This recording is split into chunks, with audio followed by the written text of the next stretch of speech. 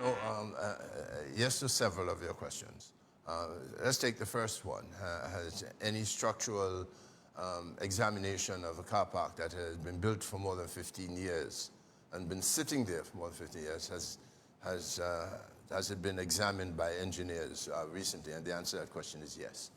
And secondly, as to the cost, that cost is going to be borne by the National Asset Management Company, the NAMCO, which is the owner of several of the capitalist enterprises that are operated by the government of Antigua and Barbuda.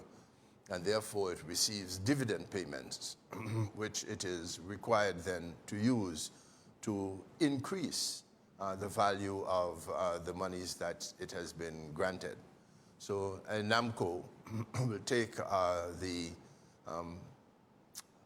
the dividends paid into it, say, by West Indies Oil Company, and will make that money available for refurbishment and repurposing, as you call it. Actually, as you know, that car park never worked.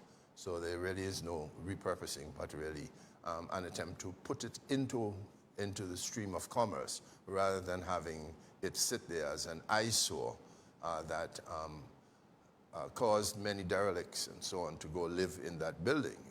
You know, they actually used it as a bathroom as well as a place where they carried bedding for falling asleep at night. So maybe in that regard it's being repurposed.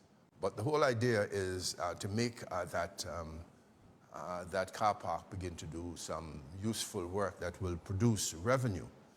Now, by placing ABS on the uppermost floor and by making some other space available to businesses, we believe that we can then refurbish, by we I mean the cabinet, can then complete the car park arrangement, because you know there has to be an exit point for the cars.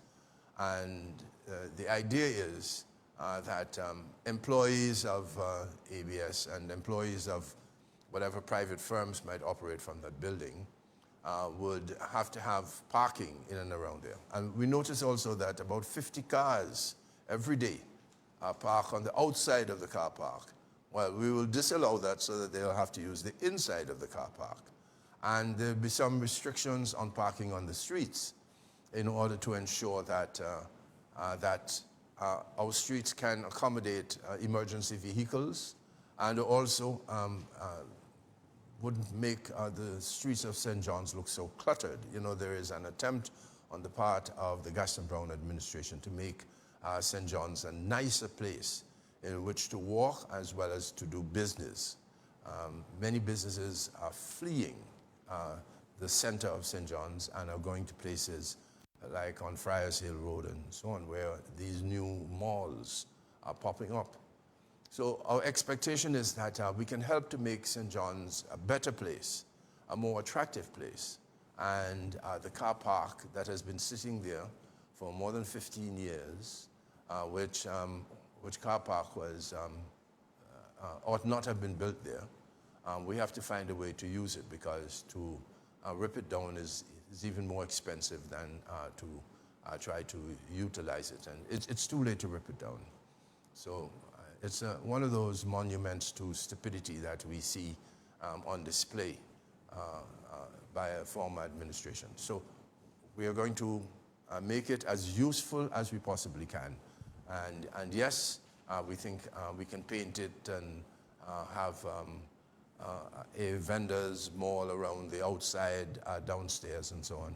And of course, encourage cars to park on the inside for a small fee, so that instead of cars parking on the green space, as many as 50 cars on any one day parking on the green space.